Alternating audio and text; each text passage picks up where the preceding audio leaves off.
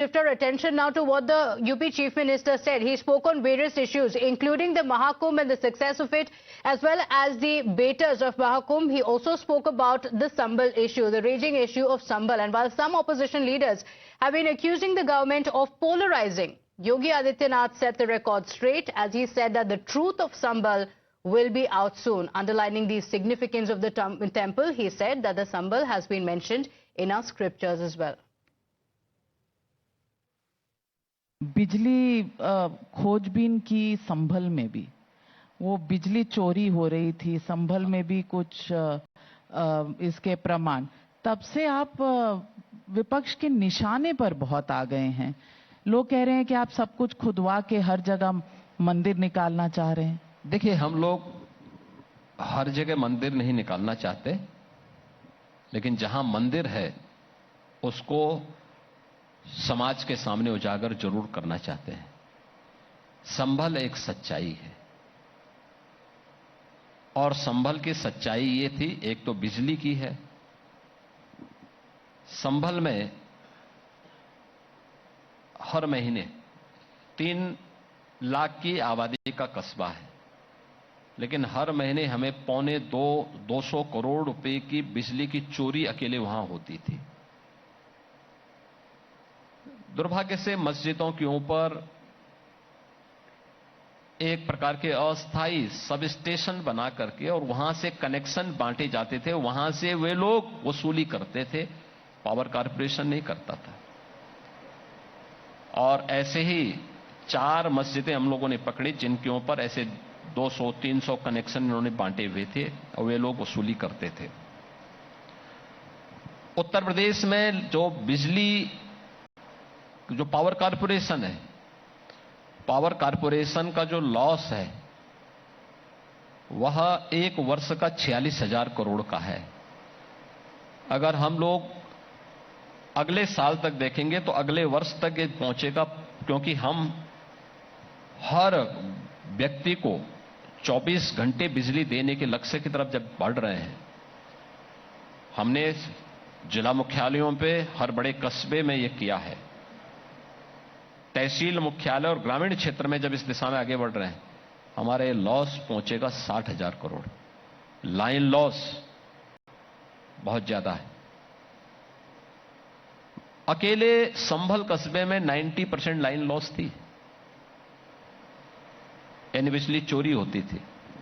तो उसी को आखिर व्यवस्था तो ठीक करना ही था उसको, कि वास्तविक सच्चाई क्या है।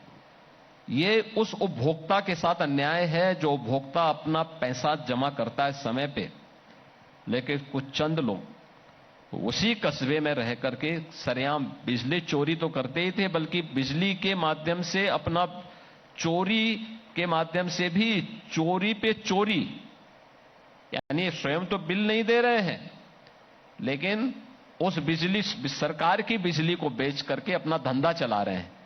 तो ये धंधा तो रुकना चाहिए, वो पैसा सरकार को, पावर कॉर्पोरेशन के पास आना चाहिए और कॉमन मैन को ये सुविधा प्राप्त होनी चाहिए। हमने ये किया है और बहुत सही कहा, सच्चाई को भी हम लोगों ने सबके सामने प्रस्तुत कर दिया है। In fact, on the issue of Waqf amendment as well, the UP Chief Minister said that the mafia on Waqf will end soon. मुस्लिम नेता तो कहते हैं कि आप उनके मदरसों पर, कब्रिस्तान पर, आपका जो संभल का थाना है वो भी वक्फ की जमीन पे है, ये सब कुछ आप वापस लेना शुरू कर दें। मैं क्या कह रहा हूं, देखिए, वक्फ की कोई लैंड नहीं होती है, ये राजस्व की लैंड होती है। वक्फ के नाम पर ये माफियागिरी तो कंट्रोल करनी पड़ेगी और उसको हम कंट्रोल कर रहे हैं। लेकिन कुछ लोग तो कहते हैं मठाधीश माफिया हैं। देखिए, भारत की धार्मिक परंपरा अगर किसी को माफिया नजर आती है तो वह भी स्वीकार है, लेकिन माफियागिरी चलने नहीं देंगे।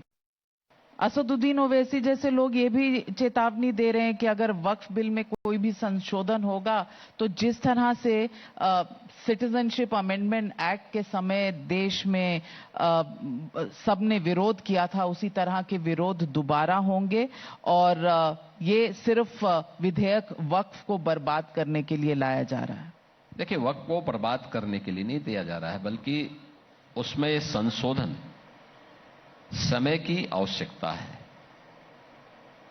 वक्त के नाम पर लूट खसोट को कंट्रोल करने का एक माध्यम है। ओवैसी ये धमकी न दें, सिटीजनशिप अमेंडमेंट एक्ट लागू हो चुका है। उन पीड़ितों को जो पाकिस्तान, बांग्लादेश, म्यांमार, अफगानिस्तान, इन देशों से भारत में शरणार्थी का जीवन यापन कर रहे थे, उन लोगों को यहां की नागरिकता प्राप्त होनी शुरू हो गई है। पहली बार इस प्रकार का क्रांतिकारी कदम उठाया गया, परिणाम सबके सामने है।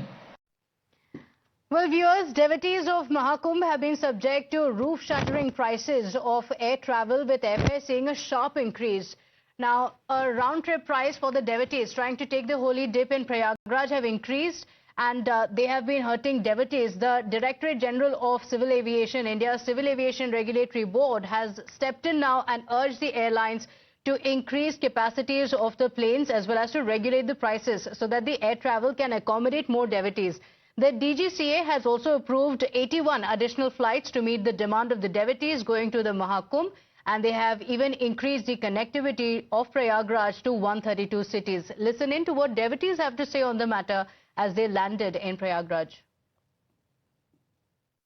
Prayagraj has been buzzing with air traffic due to Mahakumbh Mela, and this has led to surge in airfare, so much so that a round trip to Prayagraj is more expensive than the international travel. Even though the Civil Aviation Ministry has directed airlines to add more flights and rationalize the fare, ground reality is completely different. Now, let me give you an example. As far as Delhi to Prayagraj is concerned, the ticket is anywhere between 22,000 to 30,000. This is from Delhi to Prayagraj. Now, if we see from Chennai to Prayagraj, you'll be very shocked to know the prices for one way is anywhere between 54,000 to 60,000. Now, let's look at Ahmedabad now.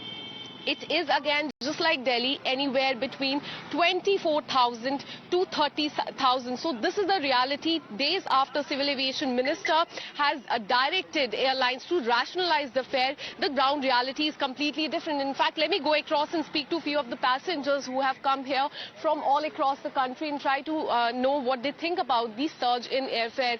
Where have you come from? I've come from Cochin. How much did you have to pay for this? I took about a month ago, and then it was 40,000. I believe that now, yesterday, my friend had called from Cochin. He mentioned that it is almost about 80,000 return trip from Cochin. Then you ask about the price rise, of course, there is a demand for it, and then I believe the airline is, I raised the price, and then actually it's a rip-off on it. Now, there's also a call from politicians and priests alike to lower the airfare for the devotees. Listen in.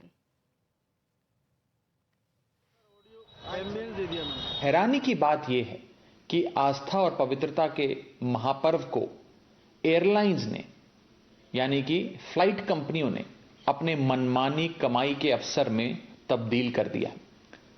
सामान्य दिनों में प्रयागराज की जिस flight का खर्च 5 से 8 हजार रुपए हुआ करता था, आज वही फ्लाइट आपको 50 से 60 हजार रुपए तक की खरीदनी पड़ रही है। यानी कि फ्लाइट कंपनियां श्रद्धालुओं से मनमाने रेट वसूल रही हैं।